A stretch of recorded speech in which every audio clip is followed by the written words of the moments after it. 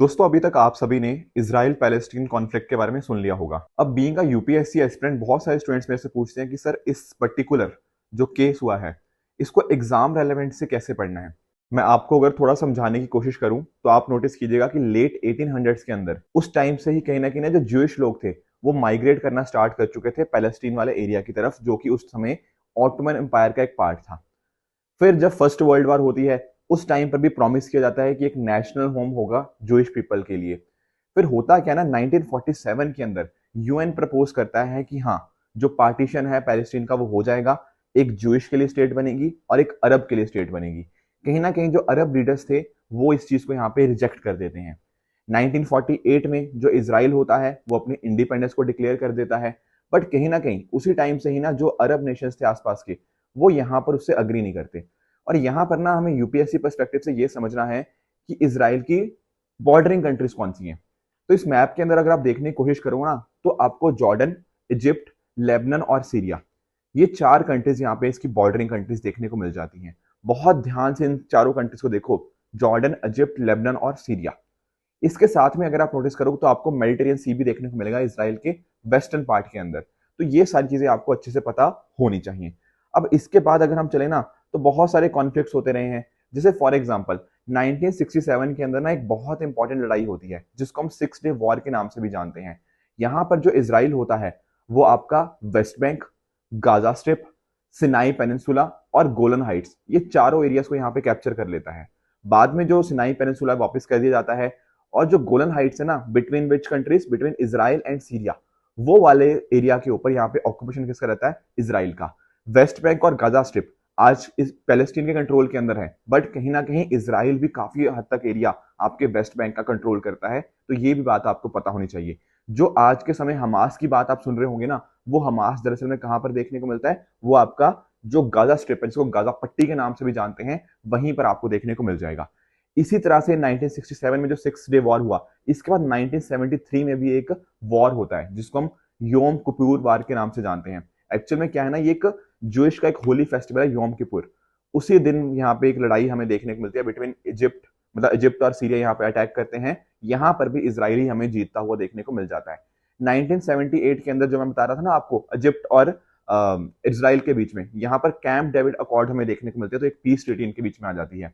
फिर बाद में भी देखो इस तरह से और भी चीजें होती हैं। एक 1993 के अंदर एक ओस्लो अकॉर्ड्स हमें देखने को मिलते हैं जो कि मार्क करते हैं इसराइल और पैलेस्टीन लिबरेशन ऑर्गेनाइजेशन जो पीएलओ होता है उसके बीच में एग्रीमेंट आता है।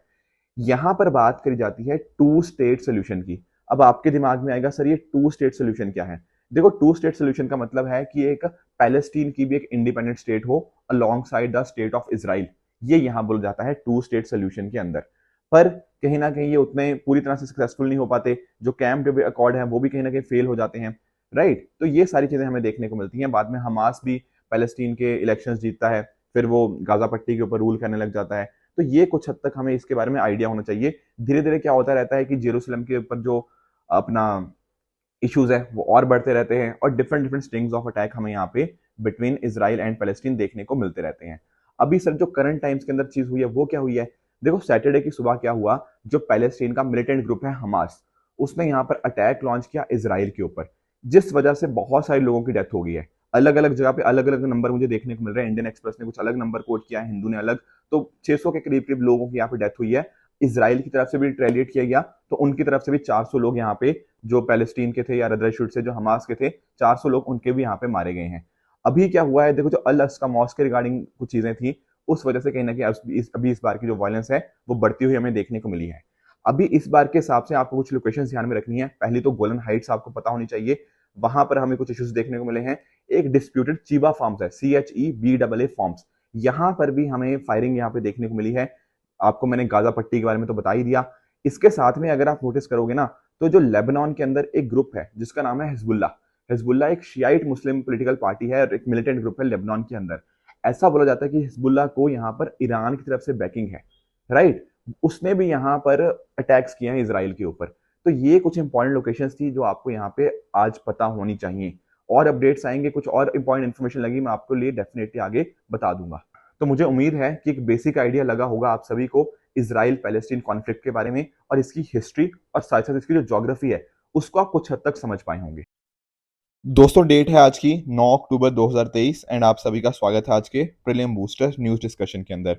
जैसा मैं आपको बता भी रहा था कि आज न्यूज़पेपर्स के अंदर आप देख पाओगे कि यही इजराइल ने इस तरह से लॉन्च किया है, ठीक है। डेथ टोल बढ़ती जा रही है। यहाँ पर उन्होंने बात करी कि 600 से भी ज़्यादा लोग यहाँ पे मरे हैं, ठीक है, जिनको हमास के द्वारा अटैक किया गया है। एंड सिमिलरली बाकी चीज़ें भी हमने अभी डिस्कस ही करी।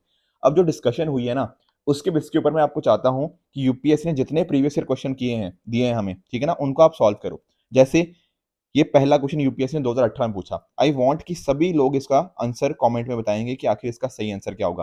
टोटल 4 क्वेश्चन आए हैं यहाँ से, अगर आप देख पाओगे। दूसरा क्वेश्चन यहाँ पे ये वाला क्वेश्चन था, 2008 में यूपीएससी ने पूछा।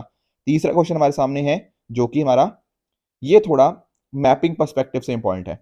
अगर आपने ध्यान से मैप को देखा होगा ना, तो आप इसका यहाँ पे आंसर कर पाओगे। ट्राई करना इसका आंसर भी मुझे नीचे कमेंट्स में बताने की। एंड लास्ट चौथा question with regards to Golan Heights, ये तो आप बड़े आराम से आंसर कर पाओगे। ठीक है फ्रेंड्स, तो चलते हैं अगले टॉपिक की तरफ, जहां हमें डिस्कस करना है किसके बारे में, एपीईसी के बारे में, Asia Pacific economic cooperation summit. देखो आने वाले मंथ के अंदर, नवंबर के अंदर ये समिट होगा, Asia Pacific economic cooperation summit. कहां पर होगा? सैन फ्रांसिस्को, यूएसए के अंदर। तो सर हम अभी क्यों पढ़ रहे हैं? देखो अभी ना कुछ स्टेटमेंट्स आ रही हैं इस चीजों के रिगार्डिंग।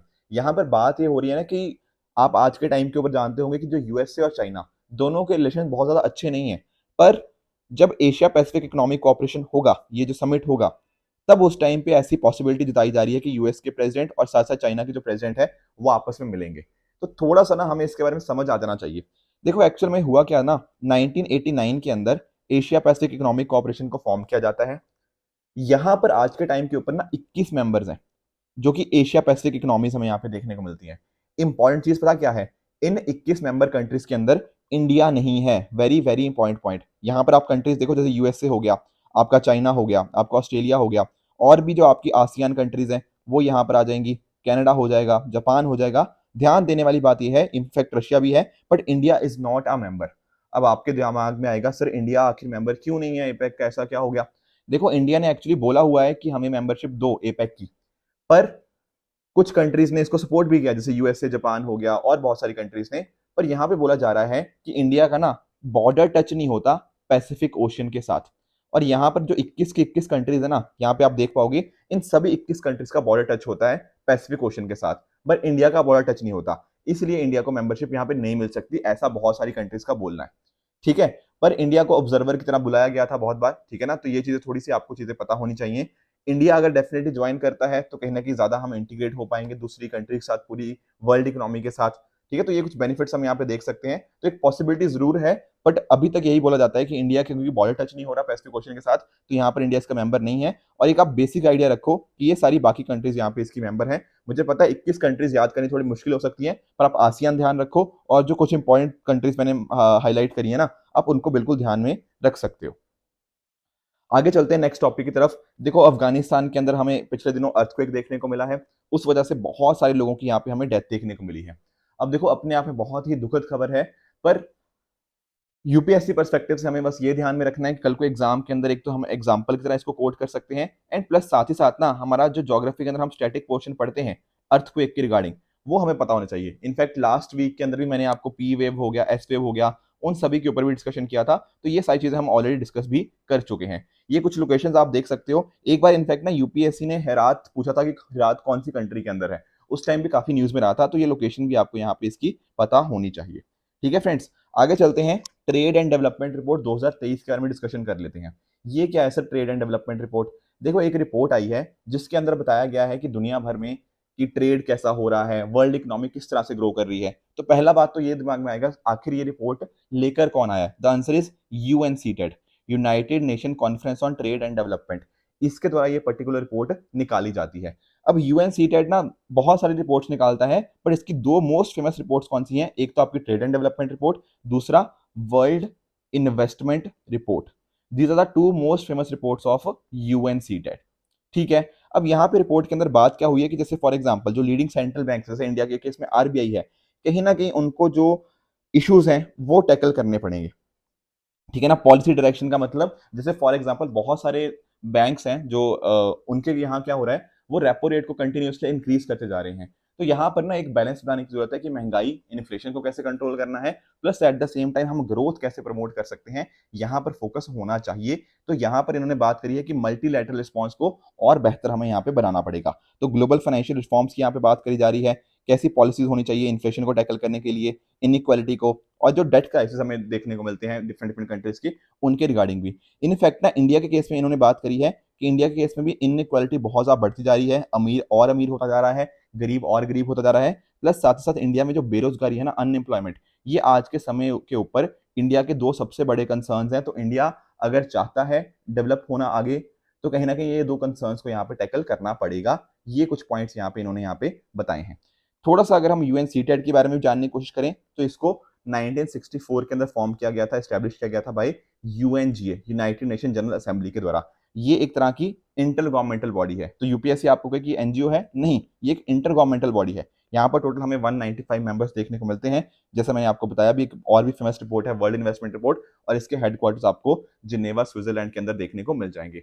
कोशिश की कहीं ना कहीं यही होती है कि दुनिया भर की इकोनॉमीज के अंदर कैसे कहीं ना कहीं ट्रेड के माध्यम से वहां पे डेवलपमेंट को इंप्रूव किया जा पाए। ये यहाँ पे इन चीजों के ऊपर यहाँ पे हमें फोकस देखता मिलता है। टॉपिक अगले की तरफ चलते हैं, नोबेल प्राइज फॉर पीस। देखो हमने काफी सारे पिछले वीक के अंदर भी नोबेल प्राइजेस डिस्कस किए, डेली बेस पे हम एक नोबेल प्राइज डिस्कस करते हैं। तो आज हम जरा सा पीस के बारे में डिस्कशन कर लेते हैं। देखो इस बार का जो नोबेल प्राइज फॉर पीस है ना, वो मिला है किनको? नरगिस मोहम्मदी जी को। ये ईरान के अंदर जो वुमेन के राइट्स होते हैं, उनके लिए इन्होंने बहुत बहुत इंपॉर्टेंट काम किया है। आप जानते हो ना, ईरान के अंदर देखो महिलाओं को उतने ज्यादा राइट्स नहीं मिले हुए। तो कहीं ना कहीं कि जो वुमेन के ऊपर अप्रेशन होता है ईरान के अंदर, साथ साथ ह्यूमन राइट्स को कैसे प्रमोट कर सकते हैं, सबके लिए फ्रीडम होनी चाहिए, इसके लिए इन्होंने बहुत लंबा स्ट्रगल किया है। इनफैक्ट ना देखो, इनको अपने जो स्ट्रगल किया, इन्होंने जो अच्छा काम किया, उसके लिए इनकी सजा भी मिली। सजा देखो, मतलब होना चाहिए तो रिवार्ड मिले, पर कहीं ना कहीं इनको सजा मिली। एक्चुअली में अगर आप नोटिस करोगे तो आज के टाइम के ऊपर ये जेल के अंदर बंद है। वहां की जो सरकार है ना ईरान की, वो ये बोलती है कि इन्होंने वहां की गवर्नमेंट के अगेंस्ट प्रोपेगेंडा फैलाया है, इस वजह से 12 साल के लिए इनको जेल में डाल रखा हुआ है। साथ ही साथ इनका कैंपेन ये भी है, ये चाहती हैं कि जो डेथ पेनल्टी है ना, उसको यहाँ पे अबॉलिश कर देना चाहिए। तो ये इनके कुछ काम यहाँ पे हमें देखने को मिलते हैं। थोड़ा सा अगर मैं आपको और बताने की कोशिश करूँ ना, तो यहाँ पर आप देखोगे कि एक ना 2003 के अंदर भी एक ईरान के अंदर नोबेल पीस प्राइज मिला था। किनको मिला था? शिरीन इबादी जी को। तो इनके द्वारा भी काफी अच्छा काम किया गया था, शिरीन इबादी जी के द्वारा। बाद में इन्होंने जाके अपना एक एक सेंटर बनाया जिसका नाम क्या है? Defenders of human right centre. ये आप नाम ध्यान में रखना, ये भी इंपॉर्टेंट है। तो आज के टाइम के ऊपर ना, मतलब ये जो अभी जिनको मोहम्मदी जी को मिला है, तो ये यहाँ पे इनकी डिप्टी हेड हमें यहाँ पे देखने को मिलती है, वाइस प्रेसिडेंट भी आप यहाँ पर कह सकते हो। तो ये कुछ इंपॉर्टेंट पॉइंट्स है जो इनके बारे में आपको पता होना चाहिए, क्या क्या इन्होंने काम किया। 30 साल से भी ज्यादा इनको जेल में हो मतलब डाला गया है, ठीक है ना। कुछ जगह पे 12 साल के लिए भी डाला गया है, कुछ अलग अलग क्राइम्स के लिए। तो ये यहाँ पे इस तरह से हमें देखने को मिलता है। ध्यान रखने वाली बात यह है कि जो मोहम्मदी है, वो 19th वुमेन है जिनको 122 साल पुराना ये प्राइस हमें यहाँ पे देखने को मिल जाता है, ठीक है। बाकी आप पिछले साल के भी प्राइस आप यहाँ पे देख पाओगे। बाकी अल्फ्रेड नोबेल कौन है, ये तो हमने लास्ट वीक प्रॉपर चर्चा करी ही है इनके बारे में। तो ये चीजें आपको यहाँ पे पता होनी चाहिए कि इस बार का नोबेल पीस प्राइज किसको मिला है। नेक्स्ट टॉपिक की तरफ आगे बढ़ते हैं, दैट इज मेदाराम यात्रा। ये मैंने आपको क्वेश्चन दिया था, इनफैक्ट मैं थोड़ा सा इसके बारे में डिस्कशन कर लेता हूँ। एक्चुअल में हुआ क्या है ना, हमारी जो यूनियन कैबिनेट है, उसने यहाँ पर एक ट्राइबल यूनिवर्सिटी को अप्रूव किया है तेलंगाना के अंदर। क्या नाम होगा? सरक्का सेंट्रल ट्राइबल यूनिवर्सिटी, जो कहाँ पर आएगी? आपके मुलुगु डिस्ट्रिक्ट के अंदर। अब थोड़ा समझने की यहाँ पे कोशिश करते हैं। ये जो यूनिवर्सिटी है ना, दरअसल में इसका नाम रखा जाएगा समक्का सरक्का के नाम के ऊपर। मैं थोड़ा आपको माइथोलॉजी के अंदर लेके चलता हूँ। हुआ क्या था ना, एक महिला थी समक्का के नाम से, इनको समक्का देवी के नाम से आज के टाइम जाना जाता है। इनकी जो शादी हुई थी ना, वो पगडिडा राजू, एक फ्यूडल चीफ होते थे ककतियास के, उसके साथ इनकी मैरिज हुई। फिर बाद में क्या हुआ, इनके दो बेटियां और एक बेटा हुआ। जो बेटी थी उनका नाम क्या था? सरक्का या सरलमा, उसके साथ ही नगलुमा, एंड साथ साथ जो लड़का था उनका नाम था जम्पन्ना। अब हुआ क्या, उस टाइम के ऊपर जो वहां के लोकल रूलर्स थे, उन्होंने बहुत ज्यादा जुल्म किए लोकल लोगों के ऊपर। वहां पर इन्होंने अपनी आवाज उठाई कि जो टैक्सेस वगैरह इतने सारे बढ़ा रखे हैं, उसके अगेंस्ट इन्होंने आवाज उठाई। तो इस लड़ाई के अंदर ना, जो सरलम्मा थी उनकी डेथ हो जाती है, और जो समक्का थी वो डिसअपियर हो जाती है। तो वहां के जो लोकल लोग हैं, वो इनको बहुत ज्यादा पूछते हैं, इनको समक्का देवी के नाम से, सरलम्मा देवी के नाम से यहाँ पे पूजा जाता है। तो इस वजह से ये बहुत इंपॉर्टेंट है, बहुत ही इंपॉर्टेंट बन जाते हैं। किनके लिए? कोया ट्राइब्स के लिए। तो आज के टाइम के ऊपर ये जो फेस्टिवल मनाया जाता है ना, वो इसी याद में मनाया जाता है। तो इंडिया में जैसे आप जानते हो ना, जैसे कुंभ मेला इंडिया का सबसे बड़ा मेला होता है। उसके बाद में अगर आप देखोगे तो ये सेकंड लार्जेस्ट हमें मेला देखने को मिलता है। कौन मनाता है इनको? जो कोया ट्राइब है, ये तेलंगाना की सेकंड लार्जेस्ट ट्राइब है। इनफैक्ट ये कहना गलत होगा कि सिर्फ कोया ट्राइब बनाती है, नहीं, जो नॉन कोया लोग हैं ना, आज वो भी उसको सेलिब्रेट करते हैं। तो काफी बड़े लेवल के ऊपर इस यहाँ पे इस फेस्टिवल को यहाँ पे मनाया जाता है। तो यहाँ पर इस यात्रा को नाम क्या बोलते हैं? मेदाराम यात्रा। समझे इस बात को? इसी का दूसरा नाम क्या है? समक्का सरक्का यात्रा भी इसको बोला जाता है। अपने आप में ये Kumbh Mela of the tribals के नाम से भी जाना जाता है। तो इंडिया का सेकंड लार्जेस्ट ये फेयर है आफ्टर कुंभ मेला। साथ में अगर आप नोटिस करोगे 13वीं सेंचुरी की ये कहानी है, जहां मैंने आपको बताया, ठीक है ना, जो यूनेस्को का वर्ल्ड हेरिटेज साइट है रमप्पा टेम्पल, वो भी यहाँ पे मुलुगु डिस्ट्रिक्ट के बिल्कुल पास में है। बाकी अगर आप नोटिस करोगे 1.5 करोड़ लोग यहाँ पे कहीं ना कहीं पार्टिसिपेट करते हैं। एंड बाकी चीजों अगर हम नोटिस करो, यहाँ पर बाइनियल फेस्टिवल भी होता है, ठीक है ना। तो ये कुछ इंपॉर्टेंट पॉइंट्स हैं यहाँ पे आपको पता होने चाहिए। जो मेदाराम है वो एक रिमोट एरिया है, आपका जो दंडक रहने वाला जगह है, वहां पर हमें यहाँ पे देखने को मिल जाएगा। तो ये जो बात मैं आपसे पूछ रहा था कि मेदाराम जात्रा आखिर क्या है, ये एक ट्राइबल फेस्टिवल है जो कि तेलंगाना के अंदर सेलिब्रेट किया जाता है। तो ये कुछ पॉइंट्स जो हमें आज डिस्कस करने थे, ठीक है। आज के डिस्कशन के बेसिस के ऊपर मैं कुछ क्वेश्चन दे रहा हूँ, इनका मुझे आप नीचे कमेंट्स में आंसर बताना कि आखिर कौन सा ठीक है, कौन सा गलत है। साथ ही साथ लास्ट वीक मैंने आपको जो क्वेश्चंस दिए थे उनका क्विकली आंसर बता देता हूं, ठीक है ना। जैसे for example ICGS Rani Durgavati, तो क्या ये एक nuclear powered ballistic missile submarine है? नहीं, ये क्या है? एक इनशोर पेट्रोल वेसल मैंने आपको बताया था, जो कि हमें देखने को मिलती है। तो इस वजह से फर्स्ट स्टेटमेंट आपकी हो जाएगी फॉल्स। दूसरा, फ्रीडम ऑन द नेट 2023, क्या ईआईयू इसको यहाँ पे रिलीज करता है? नहीं, ये रिलीज किसके द्वारा होती है? आपकी फ्रीडम हाउस के द्वारा होती है। तो सेकंड स्टेटमेंट गलत हो जाएगी। ट्विन बैलेंस शीट प्रॉब्लम की बात करें तो बिल्कुल ये बात ठीक है, आपके बैंक्स हो गया, आपके ओवर लिवरेज कॉर्पोरेट्स हो गया, उसके रिगार्डिंग यहाँ पे बात थी। तो इवन फोर बैलेंस शीट हो गया, ये भी मैंने आपके साथ डिस्कस किया था, ठीक है। आज मैं आपको ना कोई क्वेश्चन इसलिए होमवर्क नहीं देता क्योंकि स्टार्टिंग में मैंने आपको होमवर्क दे दिया ना इनके बारे में, जो इजराइल के रिगार्डिंग कुछ क्वेश्चंस थे, तो वो सारे आप मुझे नीचे कमेंट्स में उसका आंसर देना। डायनेमिक इंजक्शन मैंने आपको एक होमवर्क दे रखा था कल, मतलब सैटरडे को। यहाँ पर हमें देखें तो यहाँ पे बात करता है डायनेमिक इंजक्शन पास किया जाता है ताकि कहीं ना कहीं कॉर्पोरेट वर्क्स को प्रोटेक्ट करें even before they are publicly release. तो बिल्कुल डायनेमिक का मतलब बिल्कुल यहाँ पे यही है। कहीं ना कहीं जो सेकंड स्टेटमेंट है वो भी यही बात करता है कि ऑथर्स को यहाँ पे कोई लॉस ना हो। दोनों स्टेटमेंट करेक्ट है, इसका सही आंसर बन जाएगा option number C, both 1 and 2। तो अगर आपको आज का लेक्चर पसंद आया तो डेफिनेटली आप इसकी पीडीएफ भी डाउनलोड कर सकते हो हमारे Telegram channel PW only official पे जाके। आई होप आज का सेशन आप सभी को अच्छे से समझ आया होगा। इसी तरह से आप भी अपने एंड पे हार्डवर्क करते रहिए। Goodbye and good luck.